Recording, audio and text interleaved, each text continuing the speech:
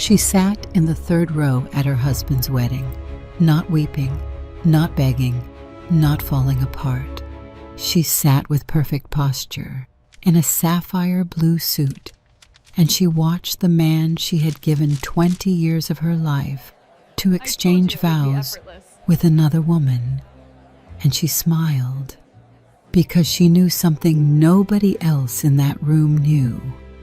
She knew that the company whose logo was printed on the catering invoice, the floral contract, and the venue lease, the empire her husband had spent 2 decades building and calling his own, belonged to her.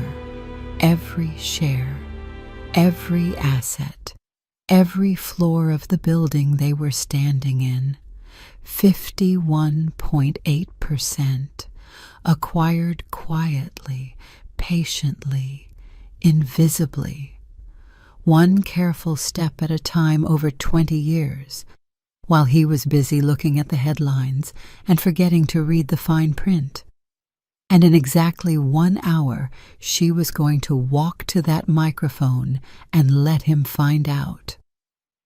In front of everyone who had ever mattered to him. This is the story of Serafina Calloway, the woman who was handed the role of background character and spent 2 decades quietly rewriting the entire script. Stay with us. Because what happens next will change how you think about patience, power, and the kind of strength that never announces itself until the moment it absolutely has to. The lesson this story carries. Real power is not built in loud moments. It is built in quiet ones, in the decisions you make when nobody is watching, in the foundation you lay before you ever need it. Serafina's story is a reminder that the most dangerous person in any room is never the one making the most noise. It is the one who has been preparing the longest. What this story means.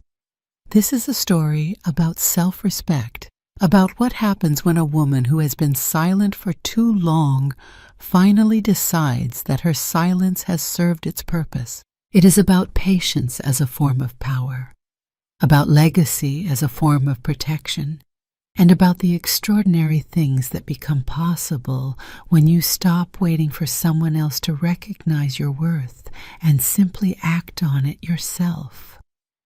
Every woman who has ever been underestimated, overlooked, or made to feel like a supporting character in her own life will find something true in Serafina's story. Closing call to action.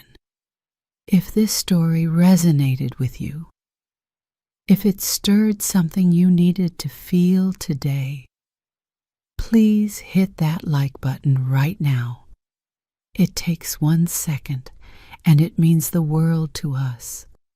Share this with a woman in your life who deserves to hear it. Leave a comment below and tell us, was Serafina right to wait as long as she did? We read every single response, and if you want more stories of women who rewrote their own endings, subscribe to this channel and turn on the notification bell so you never miss what we bring you next. We will see you in the next story. What would you do if the man you gave 20 years of your life to, your best years, your silent sacrifices, your unconditional and patient love, stood at an altar with another woman and called it a new beginning? Most women would cry. Most women would beg. Most women would fall apart in some parking lot and spend the next 3 years trying to understand where everything went wrong. Serafina Calloway did none of those things. She put on a sapphire blue suit. She accepted a wedding invitation. She walked into that reception with the posture of a woman who owned every square foot of the room she was standing in, because she did. She owned the room. She owned the building. She owned the company whose name was printed on the catering contract, the floral invoice, and the venue lease. She owned 51.8% of her husband's empire, and she had owned it, quietly and invisibly, for the better part of 2 decades. Tonight, in front of every board member, every investor, every society journalist, and every person who had ever looked through her like she was furniture, she was going to let them know. This is not a fairy tale. This is not a fantasy. This is the story of a woman who was handed the role of background character in someone else's story and spent 20 years quietly rewriting the entire script. This is the story of Serafina Calloway, and it begins, as all great betrayals do, at a party she planned herself. Before we begin, hold on to this thought. It will matter before this story is over. Never let your financial security live entirely inside someone else's name. Remember that. The penthouse on Lakeshore Drive had 34 floors of Chicago beneath it, and a view that made grown men go quiet when they stepped off the elevator for the first time. Floor-to-ceiling windows, Lake Michigan, stretching to the horizon like hammered silver in the late afternoon light. The skyline arranged behind it like a monument to ambition, glass and steel, and the particular kind of power that announces itself without saying a word. Serafina Calloway had lived here for 18 years. She knew every shift of that light, every mood of that lake. She had watched it turn pewter before storms and catch fire at sunset and go absolutely still on January mornings when the cold pressed down so hard the surface looked like poured concrete. She had stopped seeing it as beautiful a long time ago. It had become, like so many things in this life, simply the backdrop. Tonight the penthouse was full of people, 60 of them precisely, the number having been curated by Serafina over 3 weeks of careful planning. The guest list for the Oak Ridge acquisition celebration had been assembled with the same quiet, invisible precision she brought to everything in her husband's world. She had chosen the caterer, a Michelin-starred team flown in from New York, because Garrett Calloway did not permit anything that was not exceptional. She had selected the flowers. Architectural white garden roses, modern and spare, because Garrett's aesthetic ran cold, and she had learned long ago to decorate for his tastes rather than her own. She had arranged the seating with the strategic intelligence of a general, placing the right investors beside the right board members, ensuring that the conversations Garrett needed to happen would happen organically, as if by pure social accident. She had done all of this, and she had done it without a single acknowledgement from the man it was designed to serve. Garrett Calloway was holding court near the bar. He was a man who commanded space, broad-shouldered, immaculately dressed in a navy suit made by a London tailor, silver threading at the cuffs. He was 52 years old and wore success the way some men wear a crown, not as a weight, but as a birthright. His laugh was the loudest thing in the room, a rolling baritone boom that had always made heads turn. She had loved that laugh once, for once. Before she understood what it cost, Serafina stood near the window with a glass of Chablis that had gone warm in her hand. She was 48 years old, and she was, by any honest measure, a striking woman. High cheekbones, dark, watchful eyes. The kind of bone structure that cameras noticed and rooms forgot about because she had spent 20 years perfecting the art of being present without being seen. She watched her husband. She watched the woman beside him. Vivian Cross was 34 years old, and she was the kind of beautiful that came with an edge, angular and modern, with a sleek blonde bob and pale calculating eyes. She was Calloway Global's head of brand strategy, which was a title that meant she understood exactly how to make something look like one thing when it was entirely another. She was, Serafina had known for nearly 2 years, sleeping with Serafina's husband. It had not announced itself dramatically. It rarely did. It had arrived in the language of small things.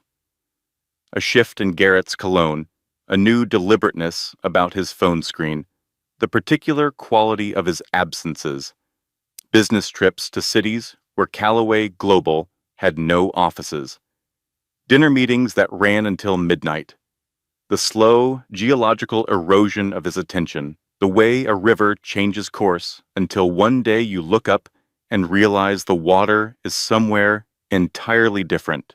Serafina had seen the hotel receipts. She had made the calculations. She had sat in this penthouse on a Tuesday afternoon 6 months ago and watched Vivienne touch her husband's lapel on a street corner 40 floors below with a gesture so proprietary and so casual that it confirmed everything she had already known and been holding.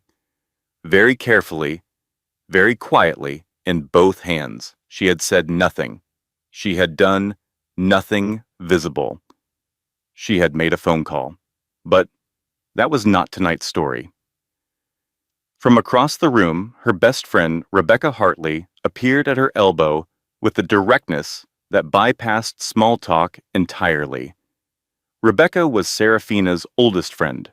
They had met at Northwestern 26 years ago, bonded over a shared contempt for a pompous economics professor, and had been inseparable in the deep-rooted way of friendships built on something more solid than proximity. Rebecca was a family law attorney with warm eyes, an explosive laugh, and an absolute intolerance for nonsense dressed up as sophistication. She pressed a fresh glass of wine into Serafina's hand. "He hasn't looked at you once tonight," Rebecca said, her voice pitched just under the ambient noise of the party. "He's focused," Serafina said, her smile unwavering. "She refilled his drink 20 minutes ago, and he touched her wrist when he took the glass." Serafina looked out at the lake. "I know," she said. Rebecca was quiet for a moment. Then, "How long have you known?" "Long enough." "Sorry?"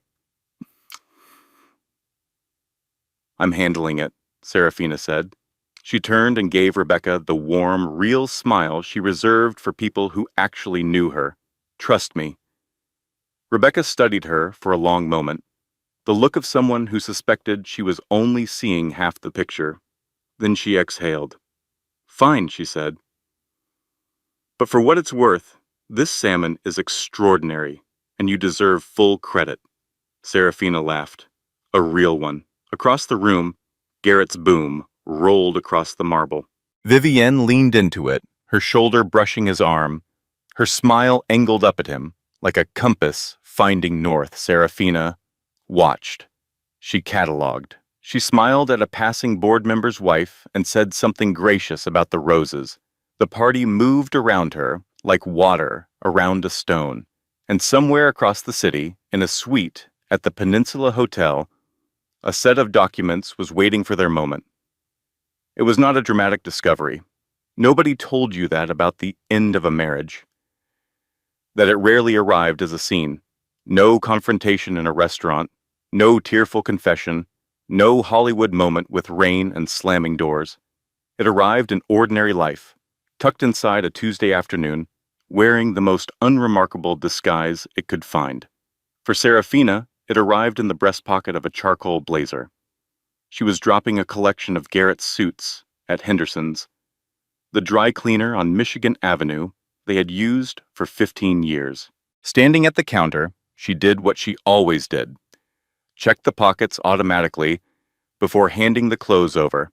Her fingers found a folded piece of paper in the breast pocket of the charcoal blazer. A hotel receipt.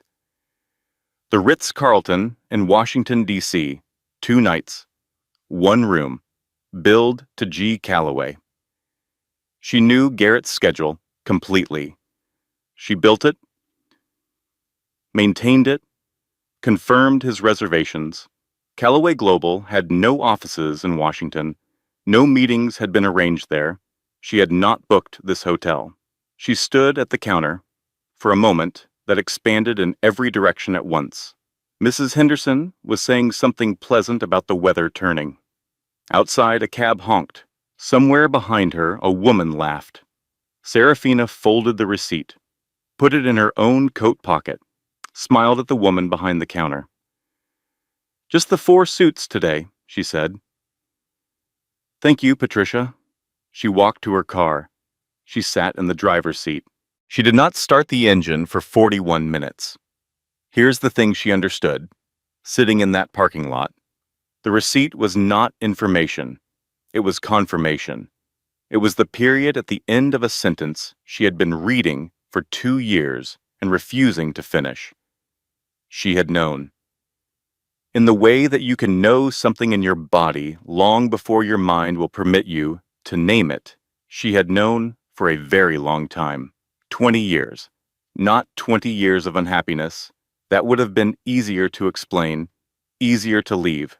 20 years of a particular complicated love that had slowly been rerouted, the way rivers get rerouted, through years of small decisions and smaller surrenders, until one day you look up and the water is somewhere else, and you are standing in the dry bed of it, wondering when exactly you stopped being the destination.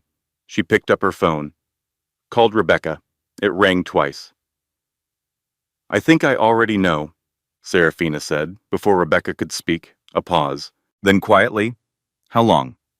"Part of me has known for 2 years. I was waiting for proof because proof meant having to do something. Sorry, I'm okay," she said. "I'm not okay, but I will be. I just needed to tell someone." She drove home. She smiled at the doorman. She rode the elevator to the 34th floor and walked into the penthouse and made herself a cup of tea with the same precise, automatic movements she used for everything. Measured, efficient, leaving no trace of the earthquake happening underneath. She carried the tea to her private study, the one room in the penthouse that was entirely hers, warm with books and antique maps and the faint familiar scent of lemon verbena. The room Garrett never entered because he found it cluttered. The room that contained the actual Serafina, the one nobody at those parties ever saw. She allowed herself 15 minutes to feel the full weight of what she knew, the grief of it, the particular exhaustion of a woman who has been holding something heavy for a very long time and has finally set it down. Then she picked up her phone and dialed a number she had committed to memory 4 years ago, when she had first understood that this day would eventually come. It rang twice. "Douglas Hale." "Douglas," she said, "it's time to start watching more closely." A brief pause, then the voice of Douglas Hale. 70 years old, 40 of those years spent as chief counsel for Croft Capital, a man who had outlasted every opponent he had ever faced across a negotiating table, said simply, "Understood. I'll make some calls. Here is what you need to know, right now, in the middle of this story." Because Serafina's story is also a lesson. If you are in a relationship where financial transparency has broken down, where you do not know where money goes, where accounts feel monitored rather than shared, that is worth paying attention to, not just emotionally, practically. Know what you own, know what is held in your name alone, know what your exit looks like before you need one. Serafina knew, because her grandfather had insisted on it. Most people learn this lesson far too late. She hung up with Douglas, finished her tea, walked back into the penthouse. She estimated, approximately 3 to 4 more months of playing her part. She was almost exactly right. The evening of the Oak Ridge closing celebration was a Thursday in October. By 11 at night, the guests were gone. The catering team moved through the penthouse with their efficient, practiced invisibility, wrapping flowers, boxing glasses, erasing the evidence of a party with professional thoroughness. The 34th floor was almost quiet. Only 3 people remained. Garrett stood by the window with his jacket off and his tie loosened, a whiskey in his hand, the flush of victory and champagne on his face. He was at the summit of something, the particular charged energy of a man who has just closed the biggest deal of his career and is already looking for the next horizon. Vivian sat on the edge of the white sofa, composed and watchful, her champagne untouched on the coffee table. She was positioned like someone who had been briefed, like someone who knew exactly what was coming next. Serafina stood near the kitchen doorway with her own glass, her expression pleasant and still. She had known this conversation was coming for 3 weeks. She had prepared for it exactly as she prepared for everything, quietly, thoroughly, and in ways that would not be visible until the right moment. "Remarkable evening," Garrett said, turning from the window. "Oak Ridge is ours. I feel extraordinary." "You should," Serafina said. It was a significant achievement. He set down his whiskey. He looked at her, a long, assessing look that she recognized as the look he used before difficult conversations, the look of someone who had already decided and was only now announcing. Then he looked at Vivian, and something moved between them. "Serafina," he said, "we need to talk." She waited. "This hasn't been working for a long time." He moved to the center of the room. "We've been living separate lives. I think you know that. I think we've both known it." Vivian stood from the sofa. She positioned herself slightly behind him, not inserting herself, but present, waiting. "I'm in love with Vivian," Garrett said. The words were delivered with the blunt directness of a man presenting a quarterly report. "I want to build a life with her. What we have, I can't keep pretending." He reached into his jacket. He produced a folder. "My attorneys have prepared the initial terms. I want to be fair. The penthouse. A lump sum of $15 million. Monthly support of $40,000. It's generous, Serafina, and I think you had this printed before tonight's party." Her voice was very quiet, completely still. Garrett paused. "You celebrated with our guests," she said, her eyes on the folder. "You laughed and shook hands and toasted your success with champagne I ordered from a supplier I spent 2 weeks vetting." She looked up at him. "And this was already in your jacket when the first guest arrived." He said nothing. He didn't need to. Serafina looked at the folder for one long moment.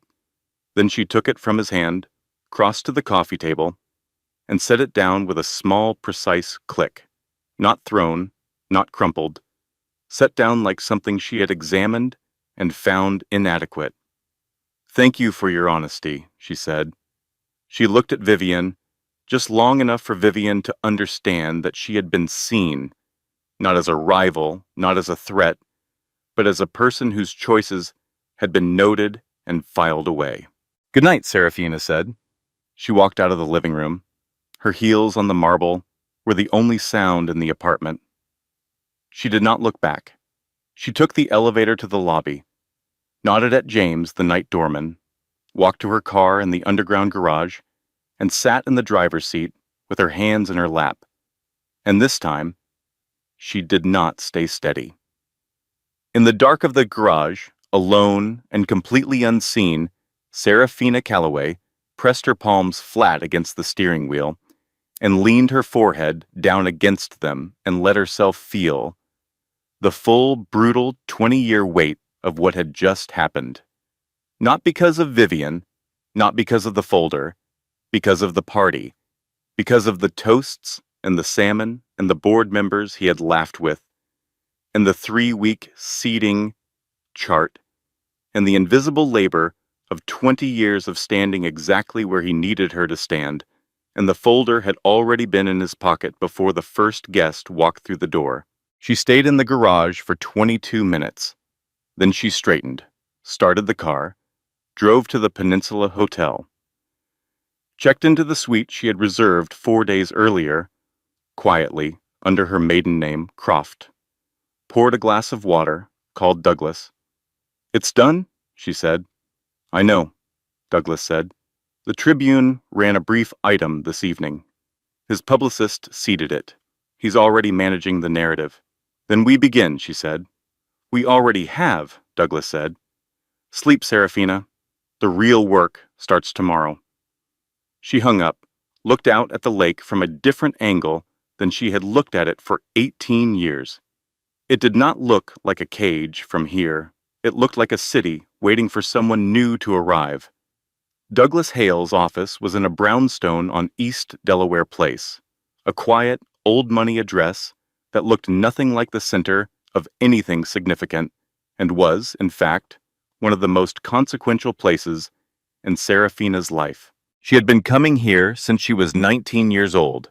She had sat in the same leather chair across from Douglas's mahogany desk while her grandfather, William Croft, the most patient and methodical man she had ever known, laid out his vision for how she would protect herself in a world that had a habit of forgetting that women needed protection most from the people who claimed to love them. William Croft had built Croft Capital over 40 years, quietly, without press releases, one careful decision at a time. He had taught Serafina that the loudest power in any room was never the most dangerous. He had died when she was 31, leaving behind a will and a trust structure, and a set of instructions so precise and so far-sighted that Douglas had described them privately as a masterwork. The morning after the penthouse confrontation, Serafina sat in that leather chair and listened. The final block of shares was acquired last Thursday, Douglas said, his voice carrying its characteristic dry calm. The Serafina Croft Trust now holds a controlling interest of 51.8% in Callaway Global Logistics. He folded his hands on the desk. He works for you, Douglas said. He simply doesn't know it yet. For 20 years, following her grandfather's instructions and managed by Douglas, Serafina had been systematically and silently acquiring shares in her own husband's company. It had begun as a safety net. William Croft had insisted on it before the wedding. Never let your security rest in a man's hands, my darling. Let it rest in a diversified portfolio and a controlling interest. He had said it in the same office with the same gentle certainty he brought to everything. In the early years of the marriage, when Garrett was building Callaway Global and the relationship still held something real, the trust's acquisitions had been modest and defensive, the financial equivalent of a good seatbelt. She had not been plotting. She had been prudent. But as the years passed and Garrett's ambition curdled into arrogance and his need for conquest spread from the boardroom outward, she had watched him leverage the company to its limits, dismiss cautious voices, fly higher and higher on wings he had built from other people's faith. He had never once looked at the shareholder registry. He was too busy reading his own press coverage. He's going to call it fraud, Serafina said. When he finds out. He'll try, Douglas said, a small dry smile. The trust was established 14 months before your marriage. Every acquisition was executed through legally separate, independently managed entities. You were always a passive beneficiary, not a directing party. The trust became active only upon the triggering event specified in the original mandate. Marital abandonment, she said, which he triggered himself, Douglas confirmed. The day he filed for divorce, he handed us the key. She was quiet for a moment, looking at the framed photograph on Douglas's desk, her grandfather at his own desk. Sometime in the 1980s, looking entirely at ease with the particular composure of a man who has always thought further ahead than anyone else in the room. I want to proceed as planned, she said. No announcements, no sudden moves. Let him file. Let him believe I'm a discarded wife negotiating her alimony. And the wedding? Douglas asked. She looked at him. He'll have his wedding, she said, I want him standing at the absolute pinnacle of his triumph. I want him certain, comfortable, and completely sure he has won. The higher the climb, Douglas said, the harder the fall, she finished. She allowed herself, that evening, one glass of good Burgundy. She sat in the Peninsula suite and looked out at the city and felt, for the first time since the parking lot, the solid ground of safety beneath her feet. She believed, in that quiet moment, that the worst was behind her. She was wrong. She did not know it yet. Build something in your own name, a savings account that belongs to you, an investment, a skill, a backup plan, not because you distrust your partner, but because you are a complete person separate from your marriage, and you deserve a foundation that is entirely yours. Serafina had this because her grandfather insisted on it. Everyone deserves the wisdom Serafina was given. The envelope arrived on a Tuesday morning, 3 weeks after the penthouse confrontation. Thick cream paper, gold leaf lettering, her name in precise calligraphy on the inner envelope. Mr. Garrett Calloway and Miss Vivian Cross request the honor of your presence at their wedding celebration. Greystone Manor, Lake Michigan Shore, the 14th of April. Serafina read it twice, set it beside her coffee, looked at the lake for a long moment. She had anticipated many things. She had not quite anticipated this. Her phone rang. Rebecca. "Open your laptop," Rebecca said, before Serafina could speak. Her voice was tight and controlled, the voice she used in depositions when she was furious and not showing it. "The Tribune, right now." Serafina reached for her laptop.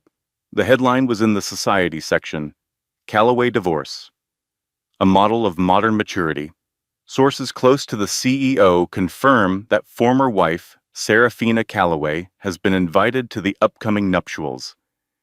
Garrett Calloway wanted to show that this transition has been handled with grace and mutual respect, says an insider. Her photo was beside it, an old charity gala photograph. She looked elegant, poised, gracious. The caption read, "The ex-wife." "He engineered it," Rebecca said. "This isn't a kind gesture, sorry. It's a trap. If you go, you're the gracious, broken ex-wife publicly blessing his new marriage. If you don't go, you're the bitter woman who couldn't handle it. Either way, he controls the story. He's already written your role."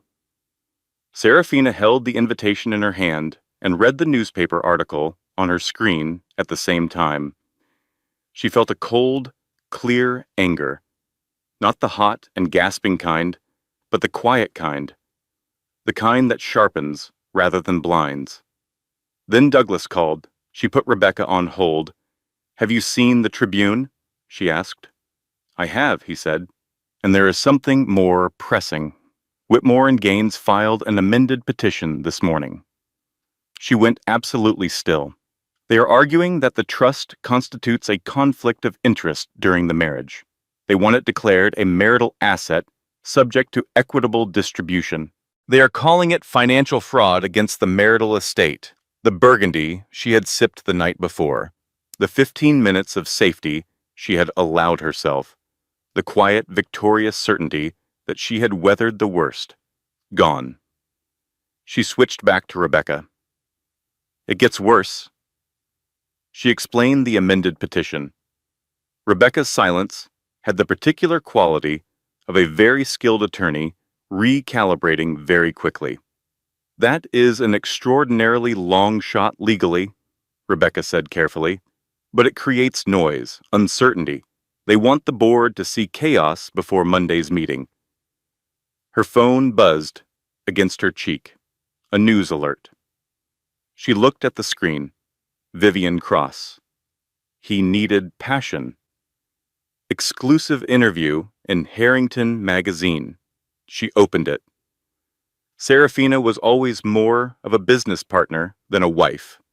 Vivian was quoted as saying, her photograph luminous on the page. Garrett needed to feel alive. He needed someone who matched his energy, his ambition.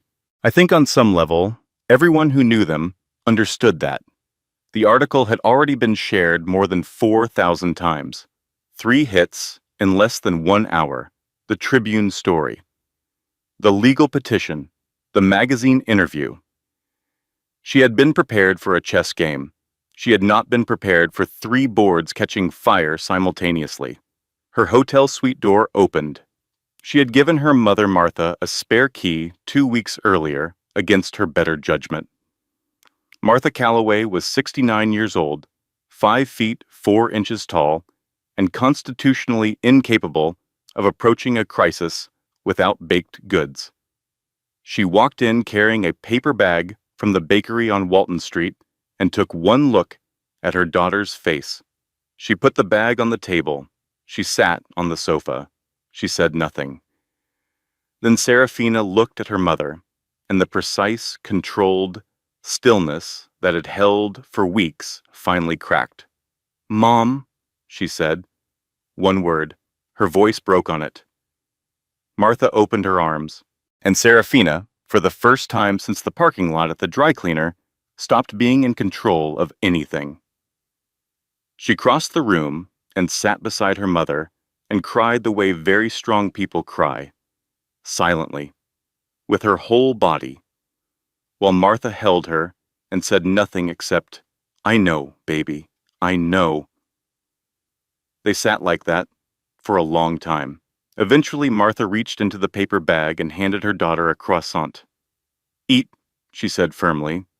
"Grief burns calories, and you need your strength." Serafina laughed, wet-eyed and exhausted and fractured, but real. Martha patted her knee. "You know what your grandfather used to say? Tell me." "The spider doesn't announce the web." Serafina wiped her eyes, took a long, slow breath, looked at her mother. "No," she said quietly, "it doesn't." She picked up her phone and called Douglas back. "Round 2, she said. The offices of Whitlock and Finch occupied 3 floors of a limestone building on LaSalle Street. They were not showy offices. Dark paneling, deep carpet, framed precedents on the walls, the quiet, settled confidence of a firm that had never needed to impress anyone because their results had always spoken loudly enough. They were specialists in corporate governance and shareholder rights. They operated in 17 countries. They did not lose. Serafina sat at the center of their main conference table with Douglas on her left and a team of 4 attorneys and 2 financial analysts arranged around her. Outside the windows, the Chicago River caught the November light and broke it into pieces. "Walk me through the fraud allegation," she said. "All of it." The lead attorney was a woman named Caroline Marsh. Compact, precise, the kind of professional who had encountered every conceivable variety of financial manipulation and found them all mildly tedious. She laid it out. The trust predated the marriage by 14 months. Every acquisition had been executed through legally independent entities. Serafina had never directed a single trade. Under the original trust mandate, she had been a passive beneficiary with no controlling authority until the triggering event.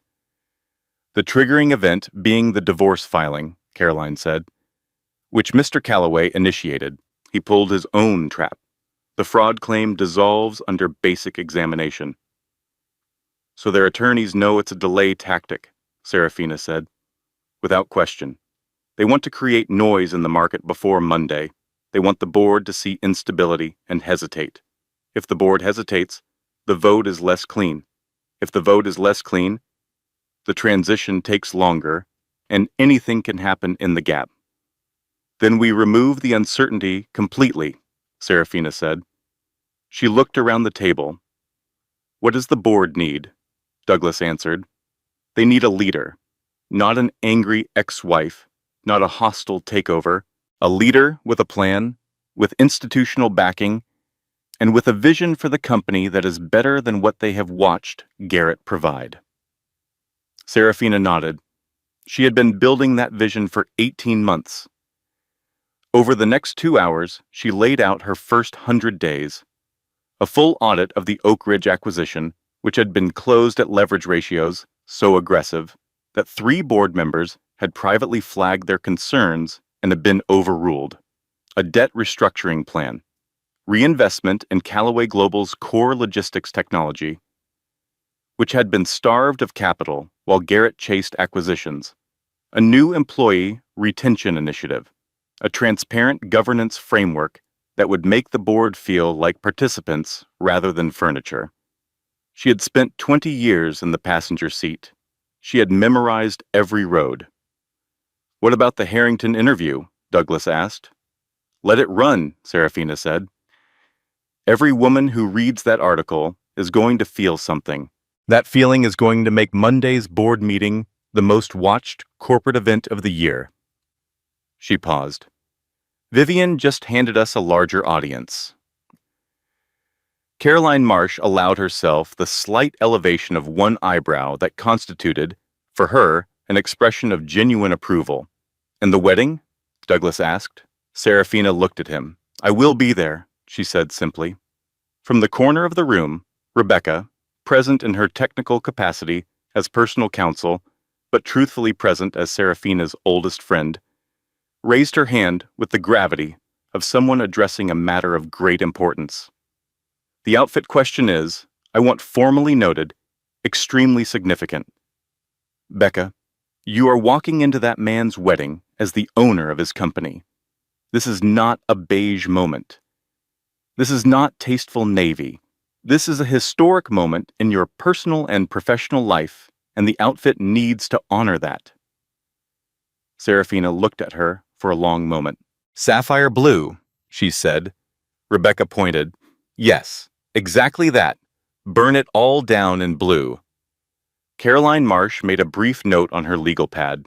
It read, "Sapphire blue." She underlined it once. When someone tries to rewrite your story, in a newspaper, in a courtroom, in a social circle you have spent years building, the answer is not silence, and it is not explosion. It is preparation. You know what is true. You have documented it. You have found the people who witnessed it. And when the moment comes, you speak with the precision of someone who has been holding their evidence for a very long time. That moment was now 4 months away. Serafina intended to be completely ready. She was. April 14th arrived with a sky of absolute uninterrupted blue. The kind of spring morning that felt engineered for optimism, the weather performing on command for a man who had spent his entire adult life arranging the world to his preferences. Greystone Manor sat at the edge of Lake Michigan like a declaration, 100-year-old estate with stone facades and immaculate grounds rolling down to the water, the kind of property that appeared in architectural journals and old money social columns. Garrett had reserved it for the entire weekend.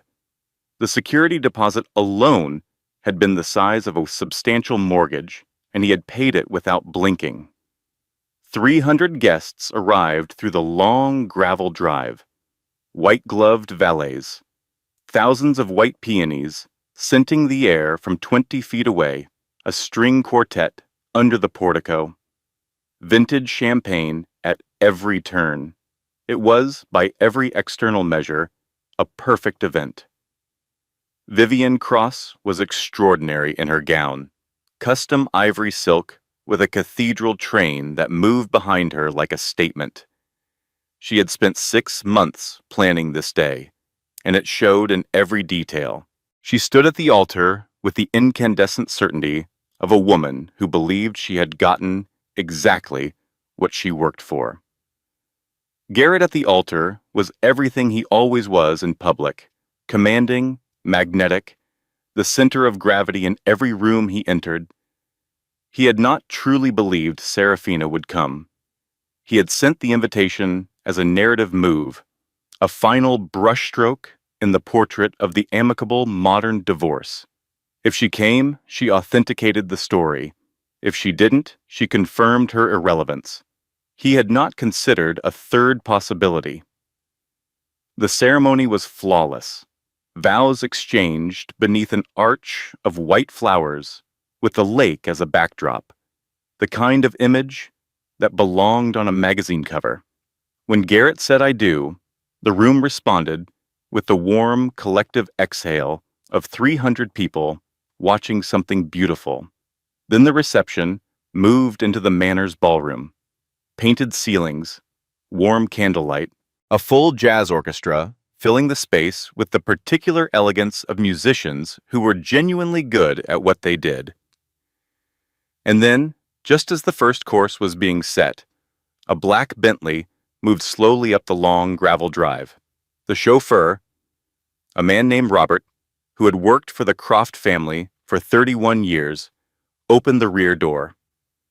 Serafina stepped out.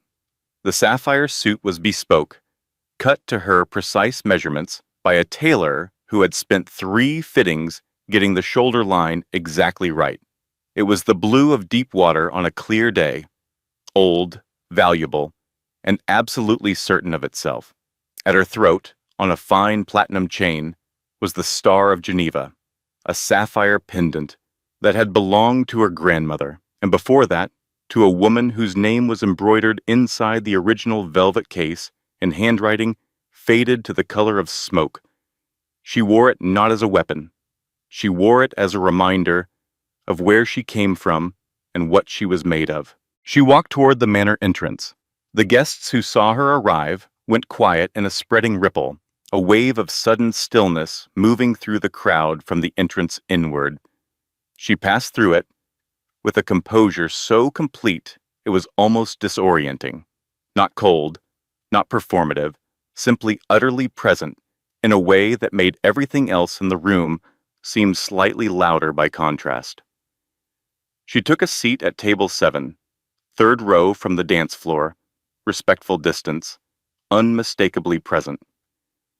Throughout the toasts, she sat with her hands folded and her expression one of composed and pleasant attention. She watched the best man deliver a rambling tribute. She watched the maid of honor describe Vivian as a force of nature. She watched the servers move through the room. She ate her salad. Across the ballroom, she could see the board members, men she had cooked dinner for, men who had praised her table arrangements and her wine selections and her ability to make their wives comfortable. She could see them watching her now with a different quality of attention. Recalculating, she gave a few of them a small, gracious nod. Then Garrett took the microphone. He was magnificent at this. He had always been. The spotlight found him like a reflex, and he filled it completely, moving through his toast with the easy fluency of a man who had been performing confidence for 3 decades. He praised his new wife. He thanked his guests. He spoke of passion, vision, and new beginnings. And then, with the particular cruelty of someone who believed that the most dangerous weapon was the appearance of generosity, he said, "I also want to acknowledge the past, to thank my former wife, Serafina, for her years of support. Her presence here today speaks to the grace and maturity with which we have navigated this transition." He raised his glass. Polite, uncomfortable applause from 300 people who all understood exactly what had just been said beneath the words that were said. He had just put her in a box in front of everyone who mattered. The microphone passed to Genevieve Holloway, the wedding coordinator. A fundamentally kind woman who was operating at the outer limit of her social composure and who, in the next 10 seconds, would make what would later be described in various accounts as either the most heroic act of mischief or the most catastrophic professional miscalculation of her career. "That was so beautiful," Genevieve said into the microphone, her voice slightly unsteady. "Serafina, you look absolutely lovely tonight." A pause. "Would you perhaps like to say a few words to wish the happy couple well?" The ballroom went completely silent. Every eye in the room found Serafina at the same moment. She did not look startled. She did not look flustered. She looked ready. She gave Genevieve a small, reassuring smile. The smile of a woman who has just been handed exactly what she needed by someone who had no idea what they were offering. Then she stood. The distance from table 7 to the center of the ballroom was perhaps 40 feet. She covered it slowly and deliberately, with a quality of movement that silenced the jazz orchestra mid-phrase without a single word being spoken. The only sound was the precise, measured rhythm of her heels on the polished marble. A sound that, in the absolute silence of 300 people holding their breath, carried all the weight of everything that was about to happen. She accepted the microphone gently from Genevieve's hand. She adjusted the stand to her height. She looked out at the room. 300 faces, board members, investors, society figures. 3 reporters from financial journals who had been invited to document a glorious union and were currently experiencing the professional equivalent of winning a lottery. Garrett and Vivian at the center of the dance floor, lit by warm spotlight, very still. Serafina smiled. It was a warm smile, a real one. That was what made it so completely devastating. "Thank you, Genevieve," she said. Her voice was clear, unhurried, filling the room without effort. "And thank you, Garrett, for your kind words." Support, grace, new beginnings. These are beautiful phrases. The room exhaled. She was going to be gracious. She was going to wish them well, and everyone could go back to their champagne, and this excruciating moment would be over. "I spent 20 years being gracious," she continued, her tone shifting almost imperceptibly. Still warm, but with something beneath it now. Something with precise edges. Being the quiet one. The one in the background who made sure every room Garrett walked into was already arranged to his advantage. The dinners, the relationships, the board introductions that happened over desserts I planned, in rooms I decorated, at tables I set. A pause. I was extraordinary at it. Not a sound in the room. What Garrett never thought to ask, and I say this without malice, simply as an observation about the particular blindness that can develop over 20 years of looking through someone, was what I was doing with the other part of my attention. Her gaze shifted. At table 9, Lord Ashworth, a distinguished British institutional investor who had arrived quietly that morning and had been sitting in unassuming patience through the entire event, gave her the smallest possible nod. She turned back to the room. "My grandfather, William Croft, some of you will remember him as the founder of Croft Capital, gave me advice on the week of my wedding. He told me, never let your future rest entirely in someone else's hands. He established a trust for me, a private trust, with a very specific long-term mandate." Garrett's face had changed. The color was leaving it in real time. "For 20 years, Serafina said, the Serafina Croft Trust, under the management of Douglas Hale of Hale and Associates, has been quietly, patiently, and entirely legally acquiring shares in Callaway Global Logistics.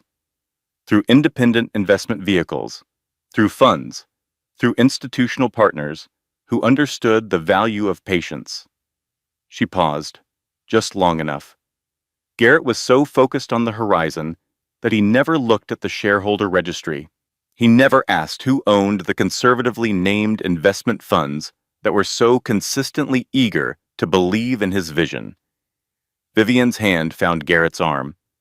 Her grip was white-knuckled. "He assumed," Serafina said, her voice dropping in register, becoming cooler, more precise, the voice of a boardroom rather than a ballroom, that the person standing in the background was simply standing in the background. She let 3 full seconds of silence pass. 3 seconds in a room that had stopped breathing is a very long time. As of last Thursday, the Serafina Croft Trust is the majority shareholder of Callaway Global Logistics, with a controlling interest of 51.8%. The sound that came from 300 people losing the ability to breathe simultaneously was extraordinary. Not a scream, not applause, a collective physical shock, the sound of sophisticated people encountering something they had not imagined possible. Vivian made a sound that was not a word. Garrett's face was the color of good paper. I am therefore calling an emergency meeting of the Board of Directors for this Monday at 9 a.m. Serafina said, her voice carrying the full authority of someone who has been waiting a very long time to speak. The primary agenda item will be a vote on executive leadership. My attorneys at Whitlock and Finch are available to answer any procedural questions. She looked at Garrett, just for one moment. The look of a woman who has finally said the thing she's been holding for 20 years and found that it was even more complete than she imagined. Congratulations to the happy couple, she said. The salmon is excellent. I chose the supplier myself. She placed the microphone back on its stand. She turned. She walked toward the ballroom doors. Behind her, 300 people detonated. It was not loud chaos. Not in a room full of people trained to maintain composure under pressure. It was a frantic, urgent implosion. Phones appeared in every hand. Investors were texting brokers. Board members were pulling each other into corners with expressions of barely controlled alarm. The three financial reporters were typing with the barely suppressed velocity of people who have just watched history happen in a room they were already standing in. Garrett moved. He pushed through the stunned crowd with an urgency that was completely unlike him. Unpolished, uncontrolled, all of the performance stripped away. Serafina. She stopped at the ballroom doors, turned. His face was a landscape she had never seen before. All the things 20 years of performance had kept hidden suddenly, right there on the surface. Rage, yes, and beneath it, something raw, something that was, in its own terrible way, the most honest thing he had shown her since she could not remember when. How could you, he said. You wanted a public moment, she said, quietly, for him alone. You wanted everyone who matters to be in this room. You sent me the invitation, Garrett. You wrote this particular script. I simply added a scene you hadn't written. This is my company. I built it. You built it, she agreed.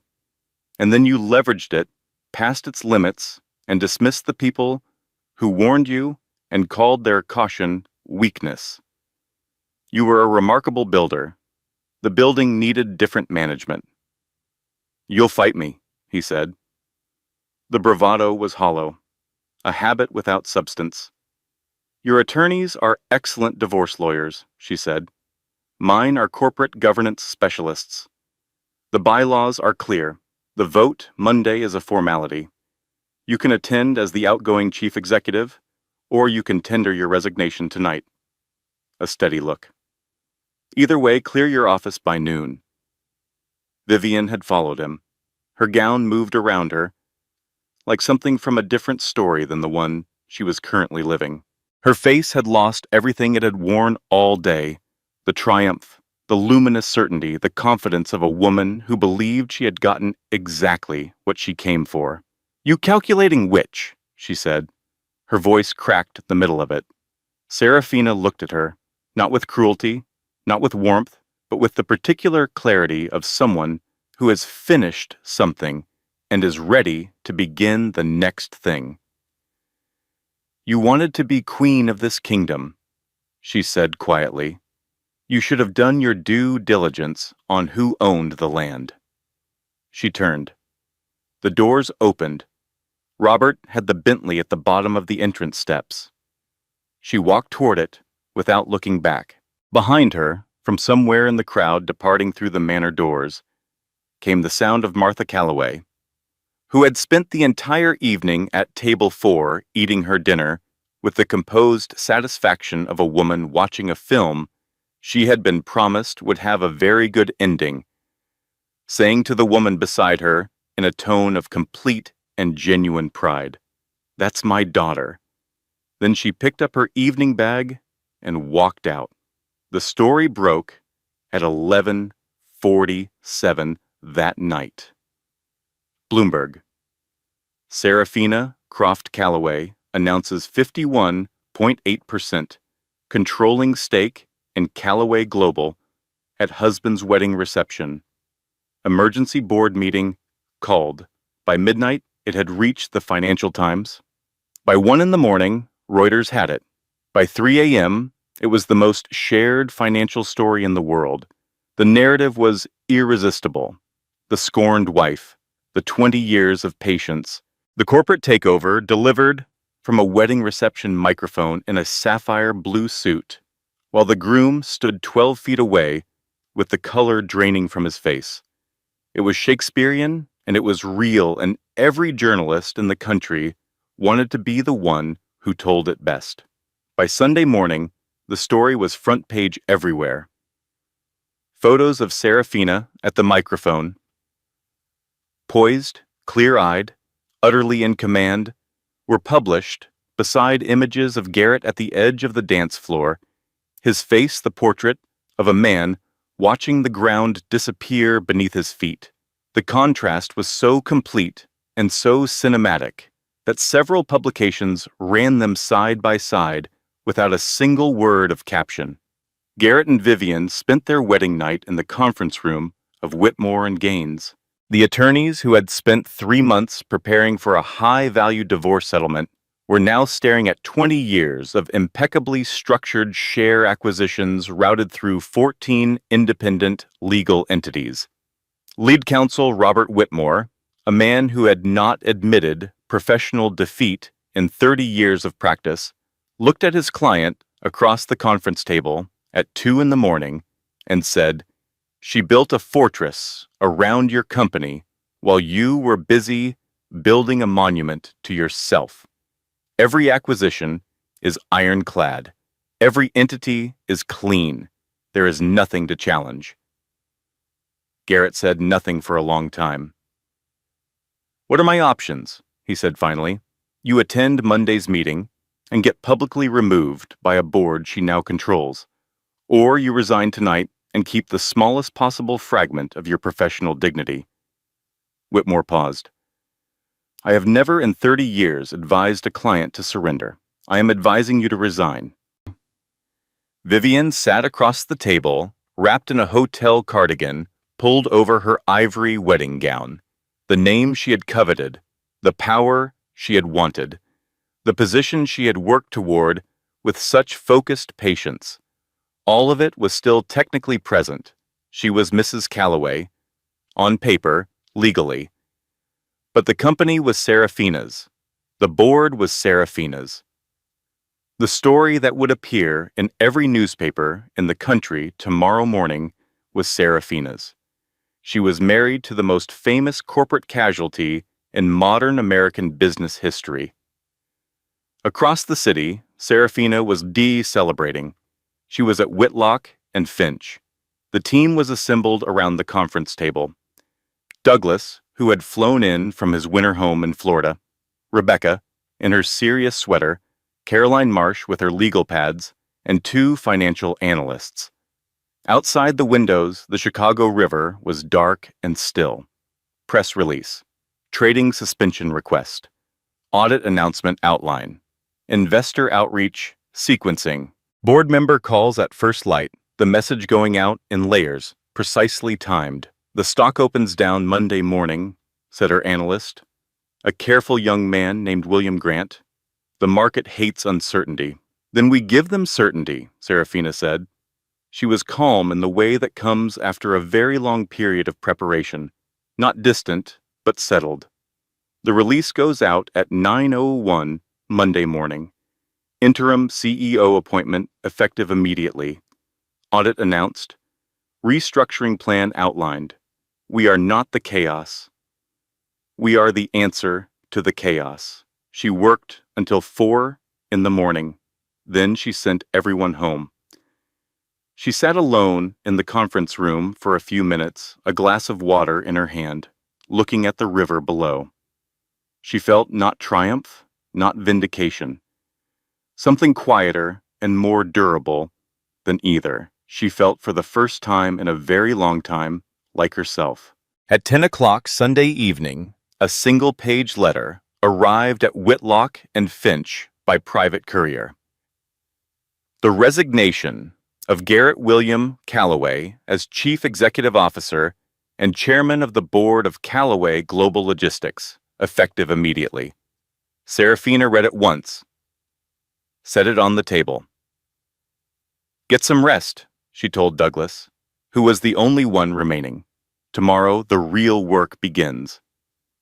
When everything falls apart in ways you did not plan and did not deserve, the most powerful thing you can do is not revenge. It is not the grand gesture. It is the next right move, just the next one. Serafina did not spend that Sunday night celebrating. She spent it working. That is the difference between a moment of justice and a life rebuilt. Monday morning arrived gray and quiet, a soft April drizzle that turned Lake Michigan the color of pewter and pressed the city's hard edges into something gentler. The lobby of Callaway Global Tower was a controlled circus. Press lined the perimeter behind security barriers. Camera crews from 4 networks. Financial journalists who had been up all night filing their stories were now arranged in a semicircle, waiting for the final act. At 8:45, a black Bentley pulled to the private executive entrance on the building's south side. Serafina stepped out. Charcoal gray dress, clean, precise lines, her grandmother's watch on her wrist. Simple, classic, without a single unnecessary flourish. Her hair in its signature sweep. No sapphire today, no Star of Geneva. She had needed the armor on Saturday, when she was walking into someone else's event. Today she was walking into her own building. She did not need the armor. She was the armor. She walked through the lobby she owned without looking at the press. Douglas was at her left shoulder. Caroline Marsh and 2 colleagues from Whitlock and Finch formed the rest of the group.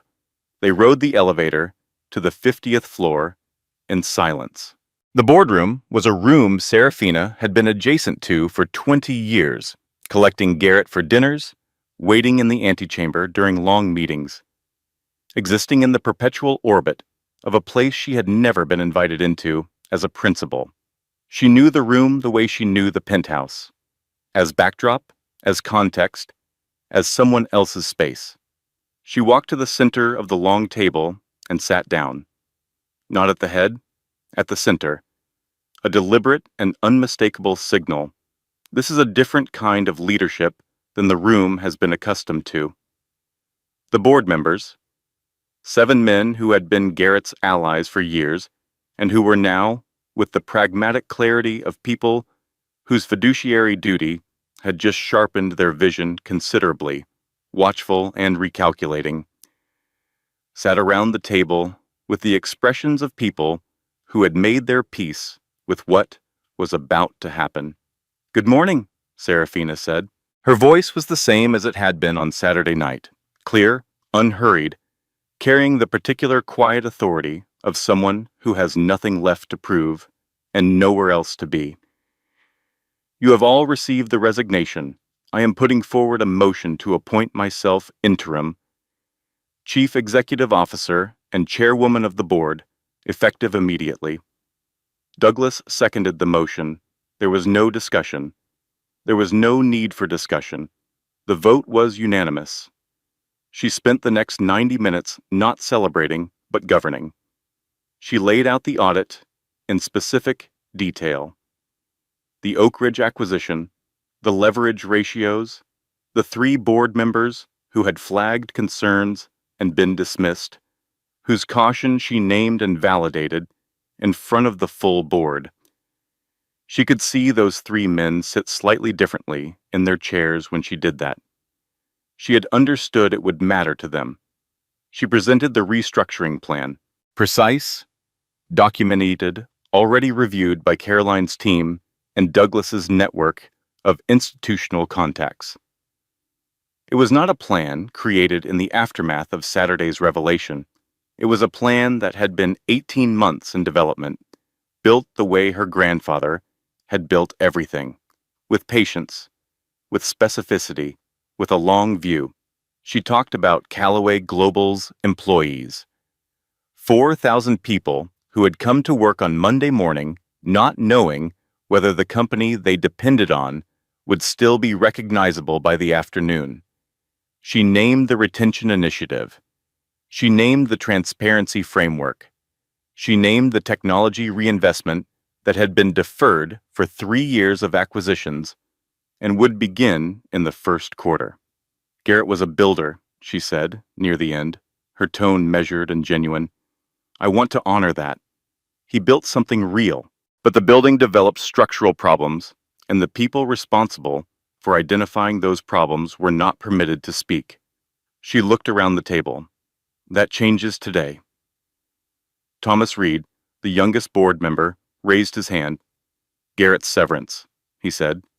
His contract contains a standard morality clause, Serafina said without hesitation. His actions have caused demonstrable reputational harm to the company and created quantifiable risk to shareholder value. I believe those actions constitute a clear violation. He will receive his vested pension as required by law, nothing more. Some board members looked at the table.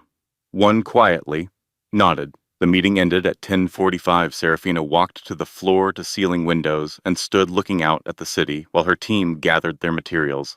The drizzle had not lifted. Chicago was gray and purposeful below.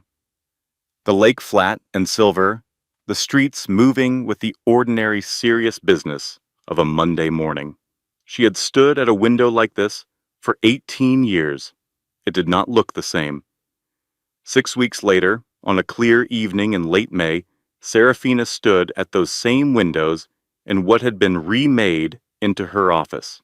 Garrett's aesthetic, the chrome, the glass, the deliberate coldness of a space designed to remind visitors how much smaller they were than the person behind the desk, was gone. Warm wood, deep chairs, books on actual shelves, arranged for reading rather than appearance. A painting her mother had given her, something soft and coastal that Martha had been keeping in her guest room for 15 years, waiting for Serafina to have a wall that belonged to her. On the corner of the desk, in a simple silver frame, a photograph of William Croft at his own desk sometime in the 1980s, looking entirely at ease with the settled composure of a man who had always thought further about ahead than anyone else in the room. She stood at the windows in the late afternoon light and looked at the city. Her phone buzzed. An unknown number, a text message. You took everything from me. She looked at it for a moment. She thought about everything that sentence contained. The 20 years, the silences, the folder placed on the coffee table, the word, service delivered, in the voice of a man dismissing a contractor, the hotel receipt in the parking lot on an ordinary Tuesday afternoon. She thought about the parking garage. She thought about her mother's kitchen.